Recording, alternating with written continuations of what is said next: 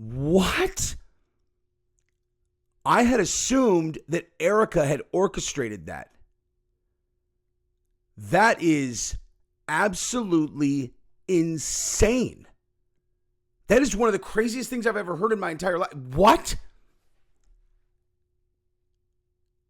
Hey, guys, I have this idea. So as I do sometimes when I have filmed the entirety of the video and I just want to tell people things on the front side, if you have limited time today, right? Like if you have limited time, this is one day where I will tell you that the second half of this video is that, like, that's where you definitely do not want to miss, because the thing that I just alluded to in the preview is immediately following. Well, whatever. Just watch the video, dude. But if you can't wait, if you absolutely cannot wait, then that part starts around like minute 17, something like that.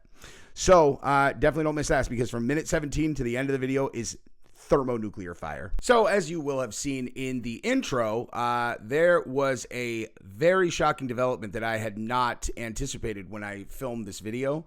But it has to do with a thing that everybody has seen. Erika Kirk was a part of, that was very, very much misunderstood by the public when we all saw it until right now. And Megyn Kelly revealed the truth about that.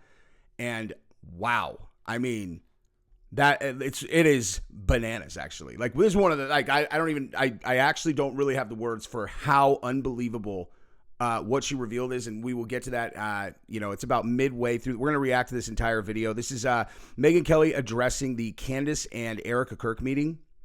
And like I said, I actually stopped recording and started over because it was such a, I mean, I don't know, like I just couldn't even think. And anyway, we're going to just start over now. And we're going to do this a little bit different. But nonetheless, we're about to get into this thing. This is Megyn Kelly speaking to Tucker Carlson about the Erika Kirk meeting. I thought there's a bunch of very interesting information in this about TPUSA, Erika, Candace, so on and so forth. And we're going to go ahead and get into that right this second, right after you subscribe to the channel and tell me how much you love this channel in the comments. And I'm just kidding. You don't have to do all of that. But if you would subscribe, that would be amazing. And also definitely like this video. Let's do this. Candace Owens. And that she really drives people crazy. She drives them crazy. They were very angry that I didn't call her out for what she said about Israel possibly being involved with Charlie Kirk. Well, I didn't call her out because I was totally fine with those questions being raised and still am. I'm sorry, but I am. I'm sick of this bullshit. I am allowed to have questions about what, if anyone, aligned with Israel or from Israel might have had to do with Charlie's death. I think it was Tyler Robinson. I think he acted either alone or with Trans-Tifa. I got an open heart to he was manipulated by somebody. I do. So I'm fine with those questions, and I'm sorry for people who don't want them asked. And then it switched to Erika Kirk and Turning Point. Before she gets into that, let me just comment on what she said there. This is one of the things that I have offline been talking about a lot lately, like with other creators and people who have been interested in this case and people who are covering it and all of that stuff, right? It's like, I like people to acknowledge their inability to know for sure what happened. I like how she frames that. She's like, I think it was Tyler Robinson. I'm open to other options, certainly whether or not he was manipulated, and I think that he probably did it with Trans-Tifa, but I'm open to all options. That just demonstrates that's a smart person, okay? Because the first question that you should always ask yourself is the person who's telling me this, is it possible for them to know for sure the thing that they are presenting to me as factually, this is for sure what happened? Because you can always know the answer to that if you're smart enough, okay? Whether or not they could know for sure, absent them being a witness, having someone confess to him, so on and so forth, right? And she basically itemized where I've been at this entire time. I'm like, I think probably Tyler Robinson. I certainly think Tyler Robinson was almost certainly involved. I think that there were a lot of other people involved. I think that we need to look into all angles. I am very, very wary of the 30-06 story. I'm also very wary of the fact that Kash Patel put the kibosh on the director of national intelligence or deputy or whatever in the CIA, trying to look into whether there was foreign involvement. It's like, why? What are you doing? You know what I mean? Like, oh, you don't want, like, you won't allow them to look into that? Why not? Okay?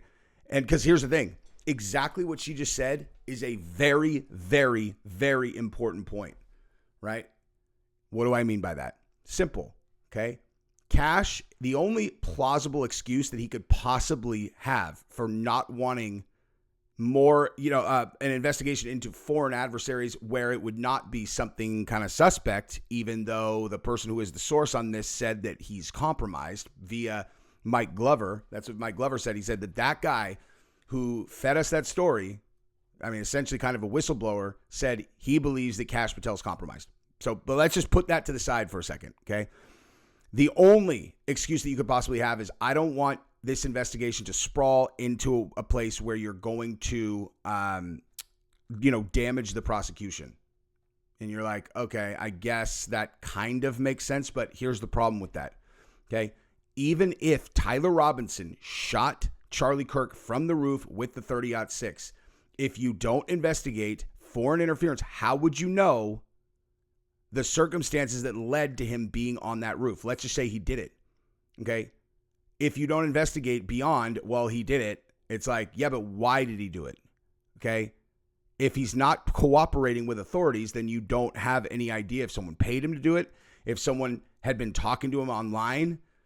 Even if Lance Twiggs was involved, like I believe he probably was, even if other people who, basically announced it on social media that they were involved and had foreknowledge, if all of them were involved, you still, even if all of those Trantifa people were all involved, you still don't know whether the origin of all of it, the origin of the plan, was some kind of foreign actor, agent, whatever, that was feeding them information. Like, anyone who's in our game, okay, anyone who does what I do, if you are not wary of your sources of information that maybe, they might be some kind of asset, then you don't understand the world that you live in. I'm talking like if you have like a big enough platform where that might be the case, where I do now. Like, I get sources of information where I'm like, are they kind of driving me in the same direction all the time? And it's like, maybe, right? And so if you don't investigate whether there's foreign nationals involved with Tyler Robinson, then like, how would you know if this was actually a foreign driven event? Anyway, neither here nor there. Turning Point became the focus of Candace Owens. And honestly, Tucker, from that point forward, I worked with Turning Point and Erika regularly to say, look, Candace has the right to ask the questions she wants to ask. I'm very close with everybody there, as I know you are too. And I talk with them at length often about what's the best way of handling this, right? And I did not think it was a great idea to go out and try to combat each claim. I really thought, just let her do her thing. You don't get to police her, but you also don't have to respond to every question she asks. Like, that's just not, I wouldn't do it, and I don't suggest you do it. Sometimes they agreed with me, sometimes they didn't. But for the whole time, I was in close contact with them. And then ultimately, Erika was asking me if I would help forge a meeting with them, broker a peace of some sorts. I told her, maybe you could just email Candace and put it to bed. Maybe that's the best way, instead of like getting together, I don't know, or doing she wanted to do a live stream initially. She didn't want to do it that way. And this is interesting just because, so like, as an example, I just watched a video this morning that, sorry, Megyn, let me get that off. I tried to. Okay. So, I watched a video this morning that Danks did about TPUSA financials and who is being paid what by TPUSA in what entities and all of that. And I'm looking at it like, man, I would imagine that this is exactly how all these massive political action committee or, nonprofits, all of it. I've always, been smart enough to know that, like, oh, okay, yeah, it's a nonprofit that has 50 million a year, 100 million, a billion, whatever it is coming in. Okay, well, obviously nonprofits pay for-profit organizations.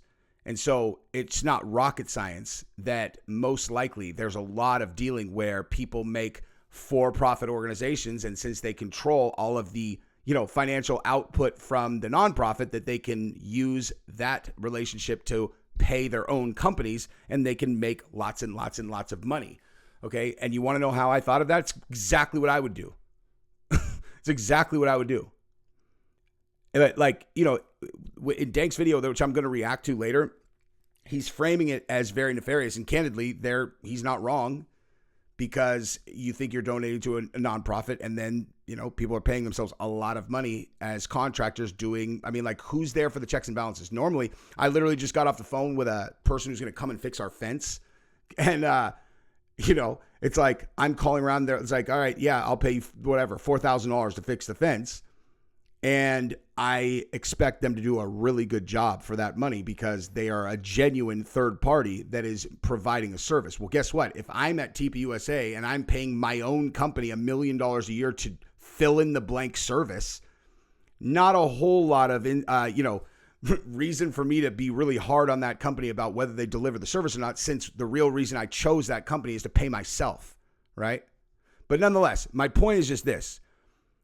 When they are just these like anonymous people, you don't really know who they are. You just know their names. They're not like real people. So when someone like, you know, Megyn Kelly is talking about what it's like to deal with them, and it humanizes them again, it's like, you know, I don't know. When I was always really wary of like going after TPUSA for the Charlie assassination, because it's like, if they didn't, think of how monstrous that is if they didn't have anything to do with it, which I haven't seen any hard evidence necessarily that they did, except that maybe Charlie faked it, until I started looking at the finances. And then you cross back to the fact that Charlie had announced they were going to do this Doge audit, you know, and it's like, yikes, man. Like, cause this, you know, when you start looking at the money, there's a lot of money going a lot of different places, including organizations where Erika Kirk's mom is on the board, according to Danks. And I was like, yikes, dude. It just doesn't look good. Anyway, sorry, I'm stepping on that video. I'm going to record that after this. But anyway, let's continue. Be of service. I spoke with Candace too and was honest with her. And I've gotten to know her a lot better over the past 6 months. And actually, I know her better now than ever. And I've learned a lot about what's being done to Candace by some of the people we've been discussing. Yep. And it's disgusting. And I'm horrified by what she's been put through. So I'm really just not in the mood. I'm not her policeman. I don't want to be her policeman. You don't like her, don't click on her face. Same for me, same for you. Dude, Megyn Kelly's such a badass. We would be, like, me and Megyn Kelly would be really good friends. Like, if she, like, her and I interacted on any serious level, like, for any kind of consistent period of time, we would be, like, really good friends. I love chicks like her, dude. Yes, I called Megyn Kelly a chick, dude, right in her face. What are you going to do, Megyn Kelly? I know you're a secret black belt. I know you've been secretly training jiu-jitsu to prepare for your Ben Shapiro fight so that no one would see you coming, and all of a sudden it's like, oh, you didn't know I knew how to break your ankle with a footlock? You didn't know that? Well, you learned the hard way. How you like them apples, Ben? You like that? You like that? You like getting your ankle broken by a girl, son?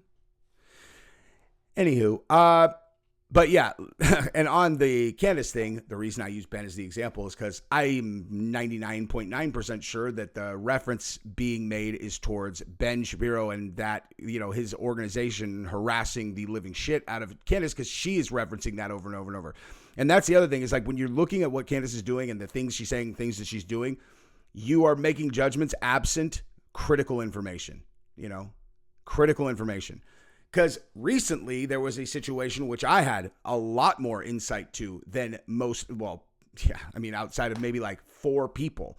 And it was like, I was just watching everybody, like, you know, with their opinions. I'm like, this is hard to watch, man. Like, because they don't know. Like, they have no idea what's going on out here. Like, they're so sure about their position. And like, that is what people are doing with Candace related to how she acts and this, that, and the other. And it's like, I don't know what Megyn Kelly is referencing. I have no idea, but it sounds like she's been the victim of horrific harassment, financial attacks, every other type of attack. And so it's like, you can't, like, don't judge her if you don't know. Like, you do, which means basically no one. Because if you start attacking people like that, especially her, she's going to, if she is still alive, breathing, and has a microphone and can speak, she's going to be a nightmare enemy for you. A nightmare enemy. That is not an enemy that you want. Even if you despise her, dude. Even if you despised her. Like, what movie are you watching, dude? She is the most similar personality to Trump's in that way that I've ever seen, in terms of, like, there's no, like you're never going to break her and you're never going to break Trump. Like, even if, you know, she might have like a moment behind the scenes where she like breaks down and cries with her husband, but that's just like, I'm a human being, you know, but like, you're not going to break her in the fight. If she has breath, microphone, she's going to keep fighting. That's why I'm so certain that she would beat the shit out of Ben Shapiro, because he would run out of energy and then she'd just mop him. Just like I said yesterday, bite his face. She'd bite his face off. It's the best. Well, I have to ask you about Barry Weiss and CBS. How is that experiment going? And will it... Here is where we're about to get into exactly what I was talking about in the intro, where you saw my genuine reaction to the first time that I saw this.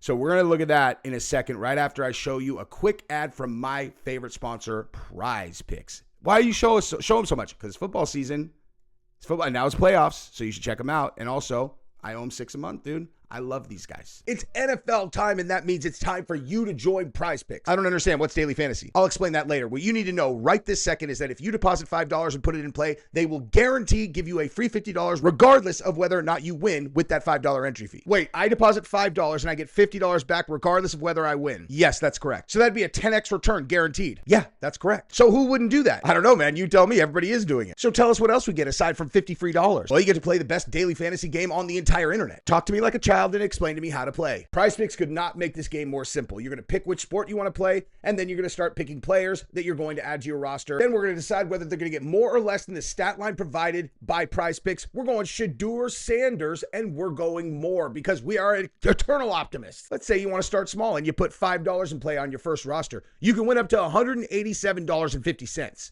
But if you're a big baller and you want to put, let's say, $50 in play, you can win up to $1,875. But let's say you are a big wallet gangster and you want to put $500 into a single roster. You can win up to $18,750 if all of your players deliver. Now, we also got some new features coming in with this new football season, and you're going to be able to play the same player up to 3 times with 3 different stat lines if you want. It's already live on Major League Baseball and WNBA. When you go to Prize Picks, you use the link in the description and you sign up and you use promo code JesseOnFire, you are going to get a free $50 once you put $5 in play. Use the link in the description, sign up using promo code JesseOnFire, put in $5 in play, and get your free $50 back. That's a 10x return. You are welcome. I love all of you guys. Let's go. All right, so real quick, I'll catch you guys up. What she's talking about is Barry Weiss taking over CBS, and she is saying that, like, yeah, you know, she sent out some nice X posts, you know, congratulating her on selling her company for $100 million, and she's right now, like, definitely was nowhere, not worth that, very much not worth that.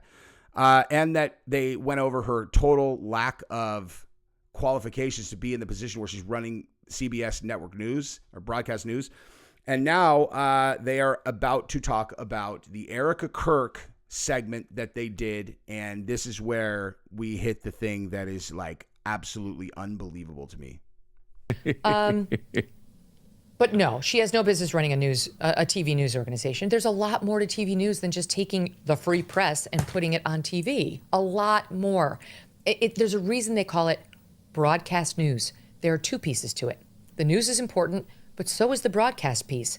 And the fact that she put herself at the helm of the Erika Kirk town hall proves to me she doesn't understand the broadcast piece. Because I'm sorry, not to be mean, but Barry Weiss is not a strong broadcaster. Can you guys believe that? I'm just kidding. That's not it.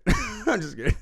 That is not the shocking twist that Barry Weiss cast herself in the segment. That is actually pretty nuts, though, given that, you know, she passed over like all of the real broadcasters. So I'll just do this myself. They're like, this is a really important segment, Barry. I know. I'm running the network now, so I'll do it. For many reasons. And she should not be on camera, and she should not be the face of CBS News, and she really shouldn't steal the on-air opportunities of the talent who are filling those roles. There's no better way, and I don't have to tell you this, to engender a loathing and resentment from the talent that works in your building than for you as an executive to start stealing their primetime opportunities. It was a massive fail. The ratings sucked, and trust me, it wasn't because the public's not interested in Erika. See, that's what I'm just kidding. That's still not what I'm talking about. We're going to get to it right now. She didn't lead Erika to good places for Erika to shine. She ambushed her with the guy who asked Charlie the last question before he was shot and killed. That's what I'm talking about. That's what I'm talking about. Okay. So like I was saying, okay, in the intro, that was my actual first reaction to seeing this. Okay. I always assumed that Erika had been the one who orchestrated that put that together. And she was like, hey, let's have Hunter Kozac on. Okay. It never even crossed my mind that some psychotic network executive who for some reason thought that, like, it never even crossed my mind. You think about how insane that segment was. Hunter Kozac at UVU asked Charlie Kirk the final question, hey, can you talk about, trans, violence, whatever, right before, trans shoots him, all of that. Like, this is a guy who's gotten a lot of publicity on this, obviously, right? These people are, wow, that's, convenient. But nonetheless, it's like, this is a dude, he asked Charlie, can you talk about trans violence right before Charlie got shot and killed in front of the entire world, right? So what kind of lunatic would reach out to that guy behind the scenes, okay, talk to her team and be like, so here's what I'm thinking that we're going to do with the segment. I'd like to bring on Hunter Kozac. Hunter Kozac is the guy who asked Charlie the final question right before he was shot. He's a friend. Actually, his father works for Jimmy Kimmel, so he was easy to get a hold of. And, we asked him and he's willing to do the segment. People are like, you're the new boss. I'm not going to tell you how absolutely ludicrous that is. You're not going to tell Erika. You're just going to sit her down and then have her get ambushed by the guy who was like, so he asked Charlie a question and Charlie was killed. And what you want to do is bring him here and have him ask Erika a question. Oh, and by the way, what question is he going to ask? Well, the only way that he said he would do it is if he was allowed to ask her a question where she has to to talk negatively about Trump,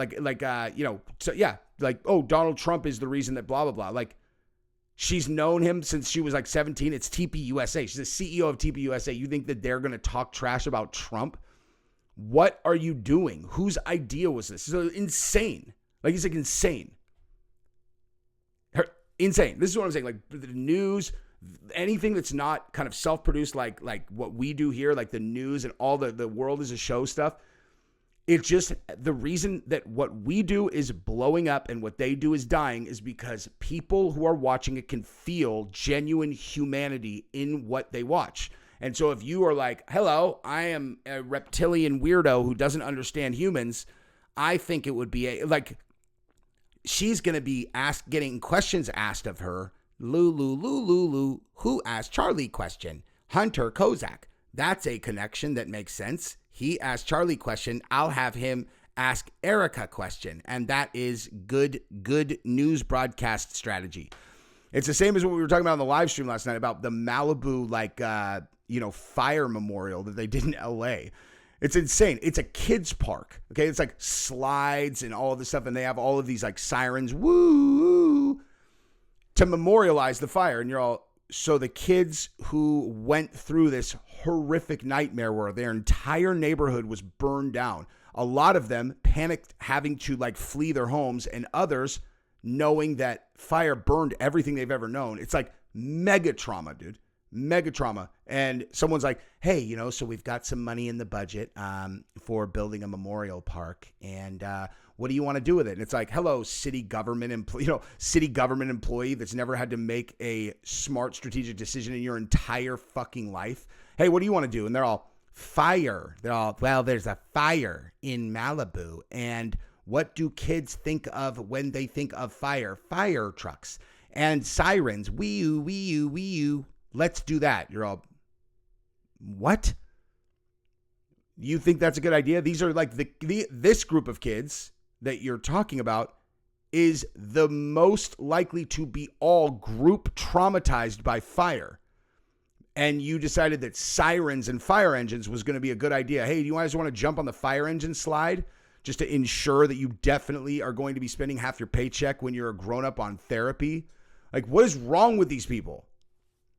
So dumb. She brought him back to face Erika Kirk to finish a question and to ask Erika to condemn Trump's violent rhetoric.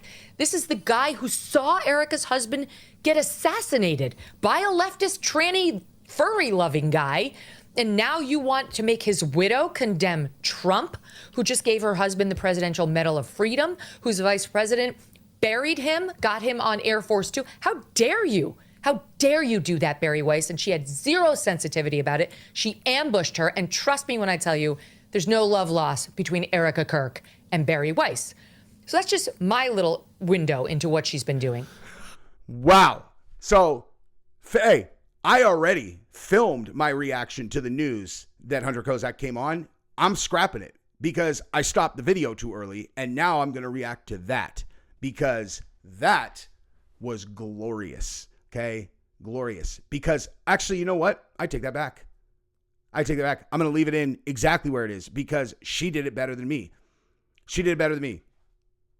But I'm probably going to go ahead and just give you guys a fair warning that you should wait and watch Megyn Kelly do a much better job of chastising this weirdo than I am about to do right now. So I'll let you guys watch me do it, and then you guys can just watch that, and then you can tell me in the comments who did it better. I vote for Megyn Kelly because goddamn, she's a beast, dude. She's a beast. We would be such good friends because she's tall and she's blonde and I was never into either. And so she will know, like, I'm not a creep with anybody, but like, that's always a good basis of a friendship between men and women is like, if both sides, it's just like, yeah, no, dude, like, I'm not interested in any of that. And they're like, oh my God, finally. One of these guys that's not double track thinking about what I look like naked, which is what it's like 80% of the time. It's like, yeah, no, not doing that. Not doing that. I actually just respect your mind. I think you are super fucking smart, and I like what you just said. Anyway, so that was amazing. I might just, you know what? I'm going to end it right there. Actually, am I? Let me see. How long have we been going for? Yeah. I'm going to let her talk a little bit more, actually, because that was so gangster. But on top of that, Tucker, I've got more if you want it. Oh, I love it. I love it. There's no saving CBS Evening News. There's no saving Evening News, and there's really no saving CBS Evening News. This guy, Tony Dokoupil, what has he done so far? Nobody knows who the hell he is. So far, he got the job because he had a contentious segment with Ta-Nehisi Coates in which he was good. Ta-Nehisi Coates went to Israel for 10 days and came back and said he was an expert on it and wanted to write his thoughts. Okay, you're not. Be quiet. Leave it to people who actually have done a little study on it. You're going anywhere for 10 days. I mean, I just got back from Montana for 10 days. Doesn't make me an expert on Montana. It's cold. It's got bears. People love to hunt. Okay, like, I'm not an expert. Okay, but then you are a badass, though, who secretly is probably a black belt in jiu-jitsu. I'm just going to keep coming back to that, dude. She is that kind of person. Anyway, that was a good interview. That's why he got the job, because he stuck up for Israel. He has an ex-wife who's living in Israel. And of course, that's the agenda now of Bari Weiss and her boss, the Ellisons, at CBS and possibly at CNN if they wind up buying that too, although it's not looking good for them given the rejection of that bid today. In any event, so that's why he got the job. What has he done? We pulled up a few segments that Tony Dokoupil has done while a correspondent, because now he's claiming, I've always hated it, I've gotten it, too much reliance on elites, I'm going to be for the people. He's trying to sound like a Fox News anchor. Well, we pulled up a couple of big news events. We pulled up the Border Patrol is whipping Haitian migrants at the border story. Did Tony Dokoupil get it right? Even 24 hours into it, after the Reuters photographer who took the pictures and said that's not what they show, came out and said that's wrong? Nope. He jumped right on the bandwagon, served it up to Jen Psaki, who is his guest, to let her take a huge dump all over the Trump administration and the Border Patrol. But that's the rescue. That's the savior of CBS Evening News. Count me a skeptic, Tucker. People aren't interested. They're not interested in network news. They're really not interested in evening network news. And they're really not interested in CBS Evening Network News. It will fail, as will the entire network. And the main reason that it's going to lose, in addition to the incompetence laid out right there, is the fact that they are competing with them. Okay? This is what you're up against. You're up against people who are allowed to say whatever they want. And you know what that means? It means that they're going to be saying things that people who are watching are also thinking. And that is going to be something that they relate to, which is going to make them want to watch that more, not this scripted nonsense that people can see through very easily. Because how many whipping Haitian stories does it take before people start going, I don't think I'm going to go to that news source anymore?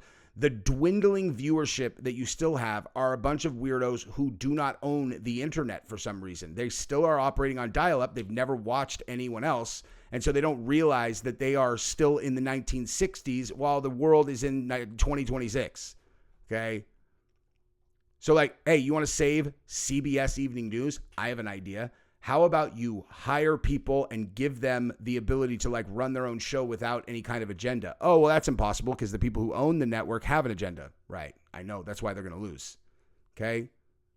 You take the chains off of people and they're going to beat you. Okay. You can have the greatest production value of all time. You can literally, you could spend $50 million on a set for one person. And if they are competing with a person who has a webcam and a picture on the wall behind them in a Fleabag apartment, they're still going to lose. Give me the webcam. If you gave me two options, you're like, you can be anchor on news source, whatever, $50 million, like 3, 4, 5 cameras, every angle covered, but you're going to have to stick to our talking points. And, there are going to be certain issues that you're really going to have to stay away from this way. Or you're like, or you can sit in front of a webcam that's like from, 2010 and you have no production value, no lights, nothing, not even a good microphone, but you can say whatever you want. And you're like, we're going to pay you the same either way, which is going to do better numbers. I don't need anything except the webcam and the ability to say whatever the fuck I want. And I will beat that other version 1 million out of 1 million times. So it's not even necessarily like, oh, there's more talent online, which there is. It's about the situation that they're in. You're fighting with your hands tied behind your back because you can't say what people are thinking. You can't say what you are thinking if you're in that situation. You can't. So the money's nice.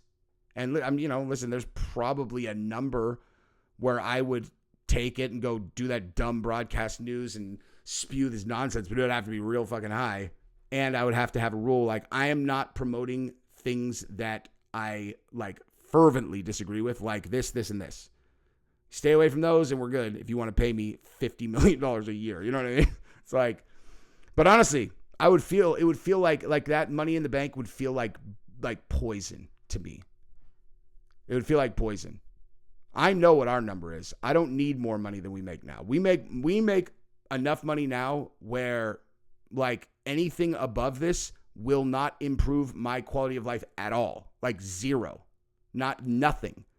There is nothing that we can get with more money that will make my day-to-day life any better at all. I don't think most people know what that number is for themselves, but we do. And I can tell you, if you're self-aware about it and you're not a weirdo who like thinks that you need 50 muscle cars, like if you're not, Floyd Mayweather with like spending the money and like flexing the money is your man. He's bankrupt, by the way. It's really sad.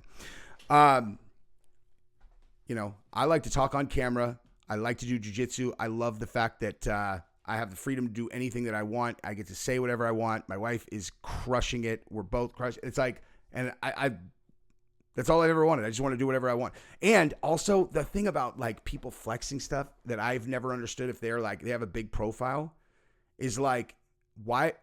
I don't even understand. Like, why do you feel like you need to flex a car and a watch? Your face is your flex, dude. You're famous. You're a famous person.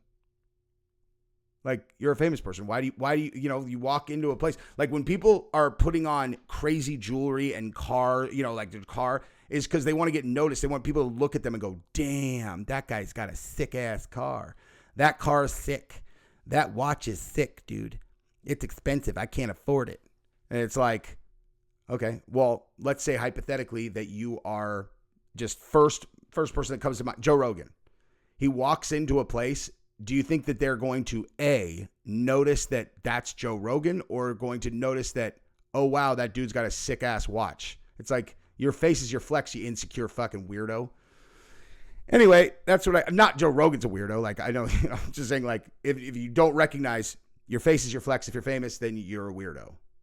Anyway, whatever. I love you guys. Bye-bye.